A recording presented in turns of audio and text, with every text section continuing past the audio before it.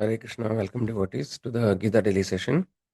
So thanks for joining the session. Today we'll be discussing Bhagavad Gita chapter 9, Shloka number 10.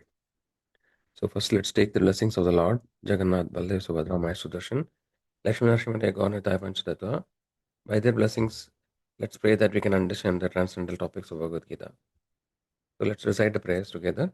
Om Adnanatimirandasya Jnananjana Chakshurunmilitam Yena Tasmai Shri Gurave Namah Namam Vishnupadaya Krishna Preshaya Bhudale Srimade Bhakti Vedanta Swami Niti Namini Namaste Saraswati Devi Gauravani Pracharine Nirvishesha Shunyavadi Paschatireshatarine Jai Shri Krishna Chaitanya Prabhu Nityananda Shri Advaita Gadadara Shiva Sadi Gaura Bhakta Vrinda Hare Krishna Krishna Krishna Hare Hare Hare Rama Rama Rama Hare Hare.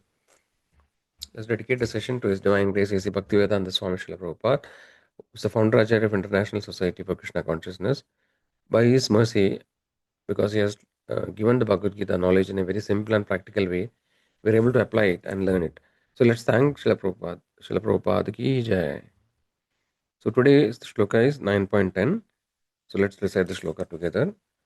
Maya Adhyakshena Prakriti Suyadesa Characharam Hetunanenu Kaunteya Jagat Piparivartate Maya Adhyakshena Prakriti Suyadesa Characharam Hetunanenu Kaunteya Jagat Piparivartate. Translation by His Divine Grace Srila Prabhupada. Srila Prabhupada ki jai. This material nature, which is one of my energies, is working under my direction. O son of Kunti, producing all moving and non-moving beings. Under its rule, this manifestation is created and annihilated again and again.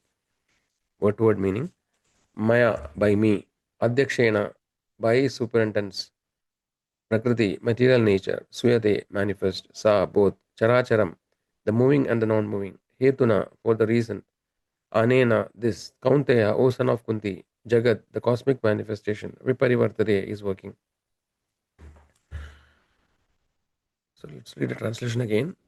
This material nature, which is one of my energies, is working under my direction. O son of Kunti, producing all moving and non-moving beings. Under its rule, this manifestation is created and annihilated again and again. So we are discussing the 9th chapter of Bhagavad Gita. So where actually Krishna is imparting the transcendental knowledge to Arjuna. So, so we have been discussing about Bhakti Yoga, right? So we have seen that Bhagavad Gita is total 18 chapters. So the middle 6 chapters are the most confidential part of Bhagavad Gita, right? So they are talking about Bhakti Yoga. So in this chapter, the Lord is explaining about His opulences. So we have seen different parts earlier. So the last session, I think we were discussing about how actually the Lord is pervaded the entire creation by His unmanifested form, right? So basically, we have seen that though we cannot see the Lord directly in the material creation, but we can feel His presence, just like the pearls which are strung on the string. So a pearl necklace, when we look at it, we only see the pearls, but the thread is invisible. But then the thread is the resting place for the pearl necklace, right? Similarly, though the Lord is the resting place of the entire creation, He is not directly visible in the material creation. So today's sloka we are continuing. Krishna is actually further explaining more details, or is reiterating this point. So Krishna is saying that Maya Adhyakshena Prakriti. So this Prakriti or the material nature is working under my direction. Maya Adhyakshena Prakriti. Right? And all this Characharam, the living and non-living entities, everything actually is created under that. Producing all moving and non-moving beings. Right? Jagat Vivarivat. So and under this rule, the material cosmic manifestation is conducted under the Lord's direction. So this is the essential point of the summary of the today's sloka. So we will revisit some of the points we have discussed earlier, and some additional points we will see today. So to understand this in more detail, so Krishna actually saying, so we have been discussing earlier, so that how the material creation, so how the entire cosmic manifestation is existing, right? So the entire creation can be classified into two mainly, right? One is the material worlds and the spiritual worlds. So the material worlds are actually that which is which we can perceive. Not everything in material world we can see, because we are very limited. So, even by scientific advancement, we can only know a little bit actually. We can know a little bit about our universe, right? Some part, right, of our galaxy. So, but then we know something about Earth definitely, then a little bit about solar system. But then beyond that, actually, there are many galaxies, they say, right? So like that, we have very limited knowledge. But then the material creation itself is so vast, that we can measure its breadth and length. So this is only the scripture says that it is only one fourth of the total creation, and the three-fourth of the material creation, so of the total creation, is the spiritual worlds, right? So the spiritual world is like consisting of unlimited Vaikuntha planets. These are the transcendental planets. So, and the Lord's various expansions are existing in the spiritual planets in different forms. The Lord actually exists as predominating deity in each of the Vaikuntha planets. And among all the Vaikuntha planets, the topmost is known as Goloka Vrindavan, which actually is a spiritual abode of the original Supreme Personality of Godhead, Krishna, who actually is known in the Shyama form, and he is known as the Swayam Bhagavan, which is the cause of all other causes. So the point is that the material creation is a very small part compared to the entire existence creation, right? And the material, we have seen that the Lord's primary energy is external energy and internal energy. So the internal energy of the Lord is known as Antaranga Shakti or Yogamaya Shakti. This actually is sustaining the spiritual worlds, and the external energy called Maya, right, or Bahiranga Shakti, is actually sustaining the material worlds. So the Lord's energies are unlimited, and by various energies, multifarious energies of the Lord, the entire creation is sustained, right? And the material creation is temporary, because actually, it is mentioned that it is again and again, created and annihilated again and again.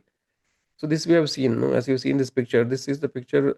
We can see Mahavishnu, who is lying in the causal ocean, and this Mahavishnu is a plenary portion of the Lord. No, it is it's an expansion of the expansion of the expansion of the Lord that we have discussed earlier. No, our Lord expands various levels and find no after. So Krishna says in Bhagavad Gita, "Ekam Shena Siddho Jagat." So why is small fragmental portion like in the form of Mahavishnu? The entire material world, material creation is sustained. So Mahavishnu, when he is lying in the Karana ocean, and when he breathes out, we can see from every pore of his body, one universe is coming out. So these universes exist only for one breath of Mahavishnu. And when Mahavishnu inhales, everything goes back to his body. So the jivas, which are unlimited in number, right? And the jivas are unlimited. So they actually, when they are in the material world, they actually are manifested here. And when everything is cosmic manifestation is annihilated, like when all the universes goes back and rest in the body of Mahavishnu, it is mentioned that all the jivas also rest in the body of Mahavishnu. So, so basically, the one important point we need to understand is that the cycle of karma, right, is very difficult to overcome. So it is mentioned that the jiva will not be freed from the cycle of karma, even if the total devastation happens. So when everything rests in the body of Mahavishnu, the jivas are in a dormant form, right? And then when the next creation happened, when the Mahavishnu again exhales, and again universe comes into manifestation, the jivas again continues from the point where they have stopped. So whatever karmic baggage they were carrying, so the jiva will continue from that point. Again, no, the jivas again are released into the universe, and then they will continue their activity. So this way, the cycle of birth and death and the karmic reaction is not possible to overcome at all, as long as the jiva is in the material world, right? So this is a important, profound point that we need to understand. So let's look at some more details of this particular topic.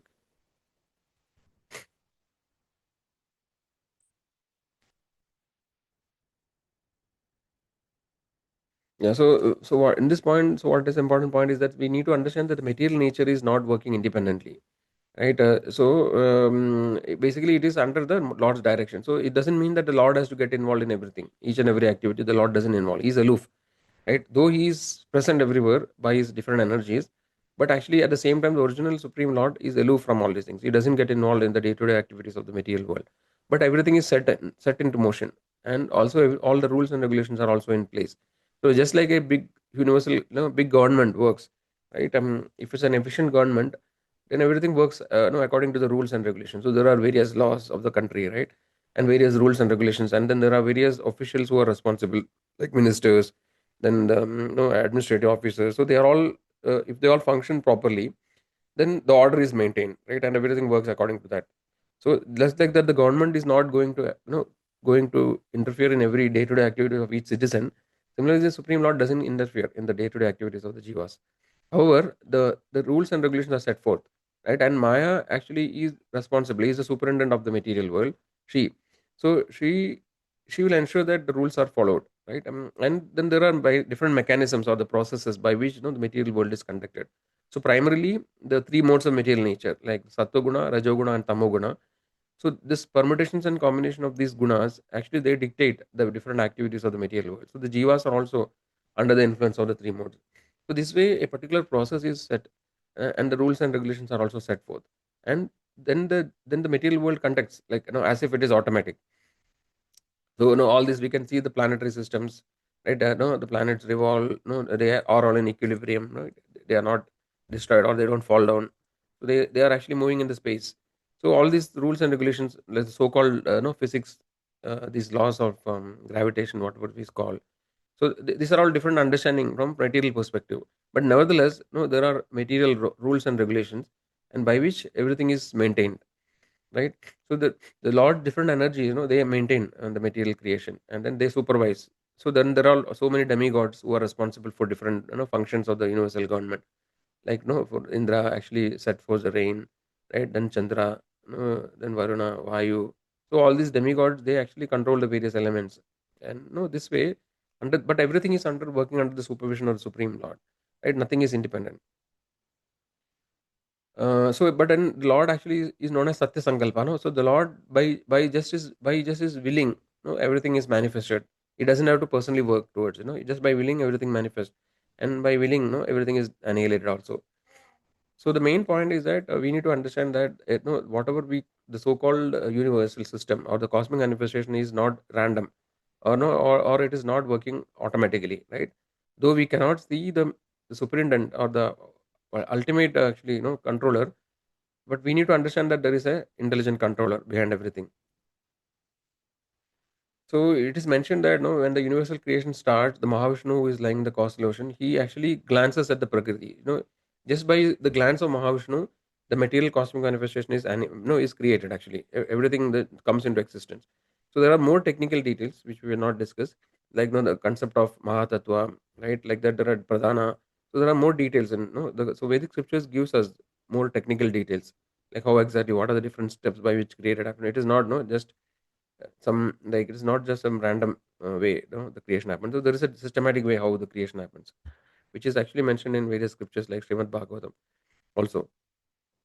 Okay, so yeah, so let's move forward.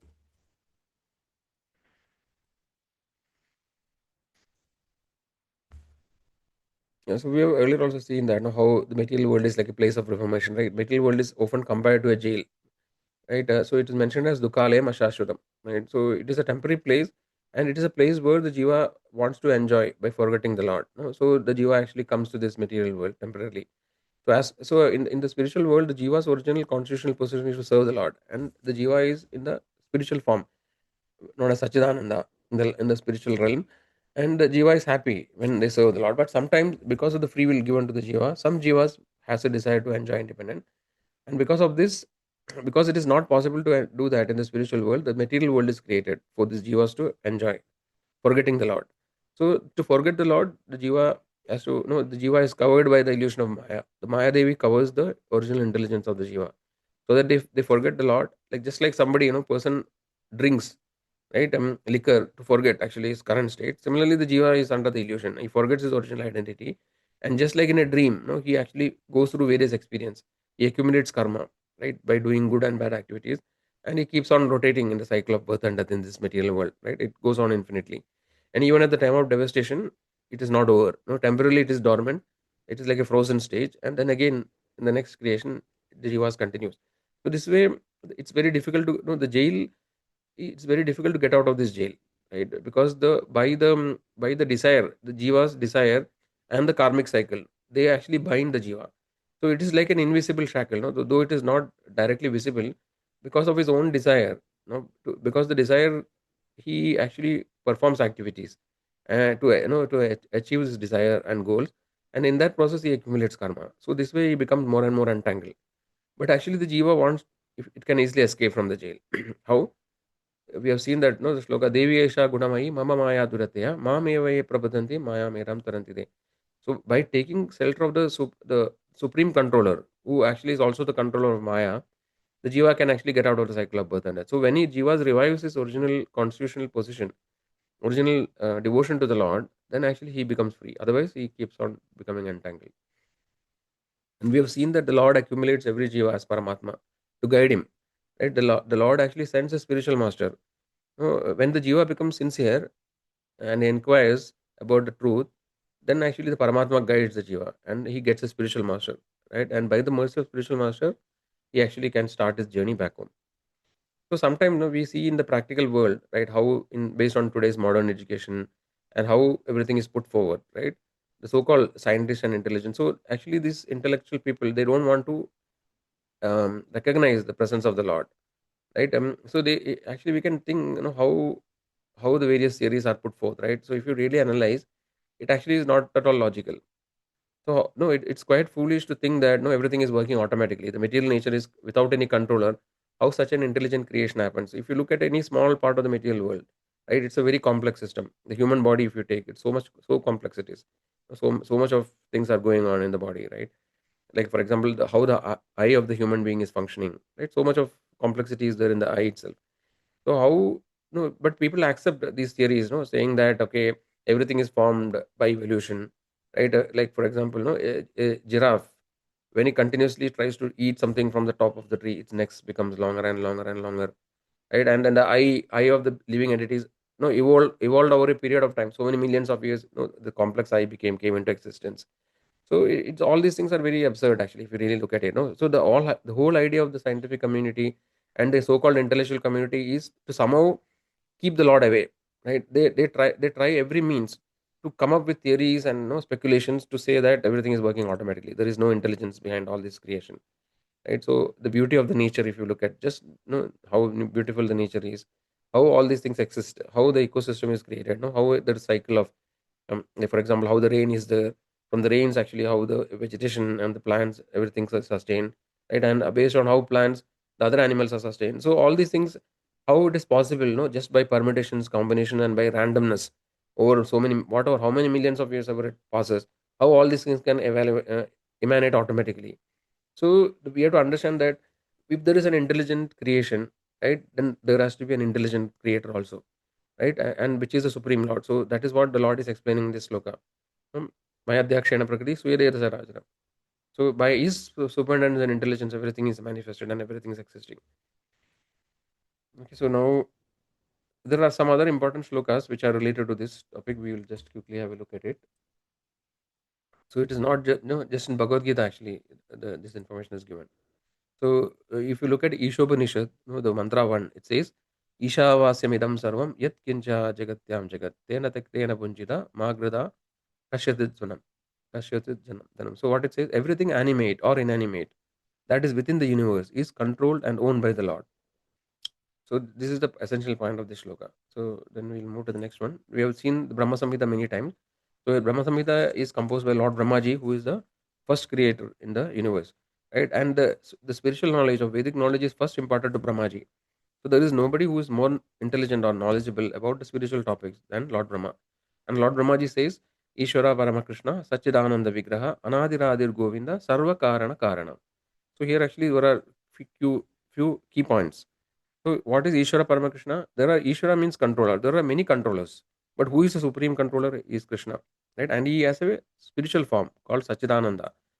Anadi Radir Govinda. So there is no beginning for him. Anadi. So he's old. He's the oldest. Right? And he's original. And his name is Govinda. And what is Sarva Karana Karanam? So there is no cause beyond him. So generally, if you keep analyzing, right, so we can find that there is a cause for everything. For example, how the earth is coming to existence, there is a cause. How the universe comes into existence, there is a cause. Like no, then we go to Mahavishnu. Where does Mahavishnu comes? Like that, if you keep going, then finally we reach Krishna, right? And then there is no further cause beyond him. So he is the original cause of all causes. Sarva Karana Karanam. Then Bhagavad Gita 9.8 Prakritim Swam Avastabhya Visrajami Puna Puna Buddha Gramam Evam Krishnam Avasham Prakrtir Vasat. So the whole cosmic order is under me. Under my will, it is automatically manifested again and again. And under my will, it is annihilated at the end. So this is in Bhagavad Gita 9.8. So we have seen also 10.8, we will see future. Aham sarvasya prabho matta sarvam pravartate. Idi matva bhajante mam. Buddha bhava samanyuta. I am the source of all spiritual and material worlds. Everything emanates from me. The wise who perfectly know this engage in my devotional service and worship me with all their hearts. So there are more shlokas, but I think in the interest of time, we will try to discuss it some other time. So, so we'll look at a small example of how the Lord actually is the controller of everything. So we have seen this story of Ajamila earlier, right? So when Ajamila was about to die, somehow or other he called the Lord's name, Narayana. Though he was very sinful, because he kept his son's name as Narayana, he called his son loudly. Because when he saw the Yamadutas, he became very fearful, and he loudly called Narayana, Narayana, like that sincerely. So just because of this, because of the set rule is there, Krishna says in Bhagavad Gita, right? Yamem vavi smaran bhavam tajatante kalevram. Right? So he says that andakale chamameva smaran mukta kalevram. So whoever remembers me at the time of death, actually is will attain me. But however, Yamadudas, because he was very sinful, Yamadudas came to take Achamla. But at the same time, when because he uttered the Lord Vishnu's name, Vishnududas also came simultaneously. Then actually there is a conversation. So Vishnududas will not allow Yamadudas to take Ajamila. So then they become frustrated and they go back to Yamaraj.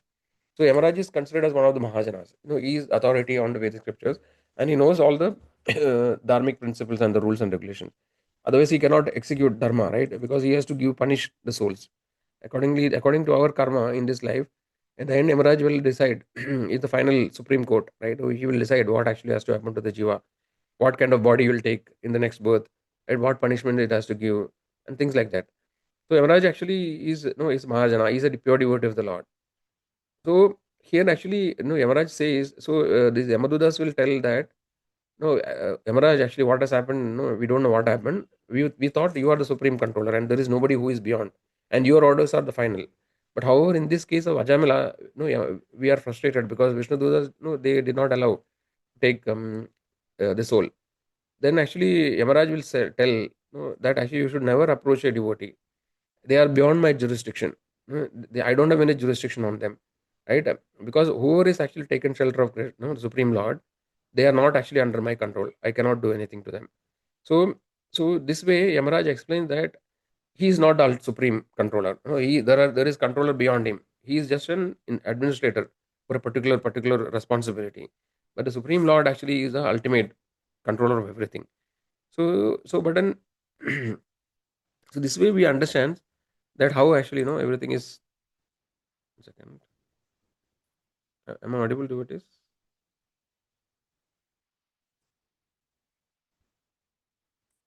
Hare Krishna? Am I audible? Yes, yes, audible now. Okay. Because I think in between some issue was came. Yeah, so basically from this particular example, we see that though the material creation is working as if it is independent, so this department of Yamaraj, normally people doesn't know because that is after death, right? So but then there are many instances where actually people, there's some people who almost reached the death, and they came back. Many of them had experience of seeing some strange beings who had come to take them. So nevertheless, actually, so MRI's department is one of the departments in the material creation, and it is working under the Lord's supervision. Right. Similarly, everything else is working. So the essential takeaway from this story is that apparently it may appear that things are working independently, or there are some people who are controlling the things. Scientists think that the physical laws, they control everything, but actually beyond the physical laws, there is a creator of the laws, right? So everything that we see from our senses is not everything because our senses are limited.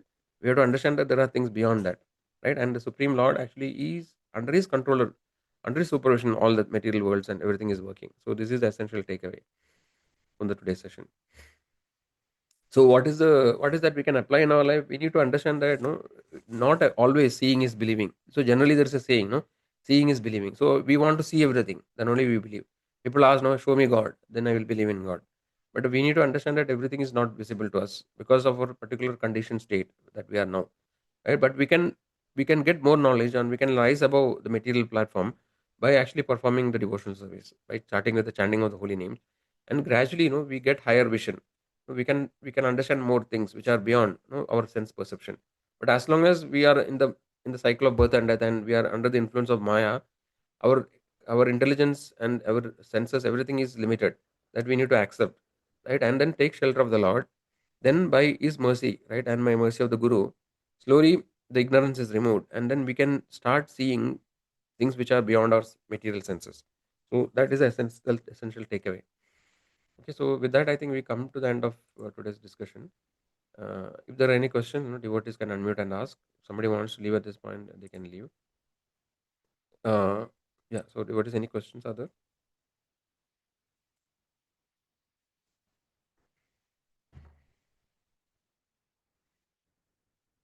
Hare Krishna. So if there are no questions, then I think we can end here, and we will continue tomorrow.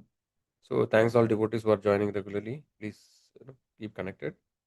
So we'll just continue the discussion tomorrow. Thank you all devotees. Hare Krishna, Krishna Krishna, Hare Hare, Hare Ram, Ram Ram, Hare Hare.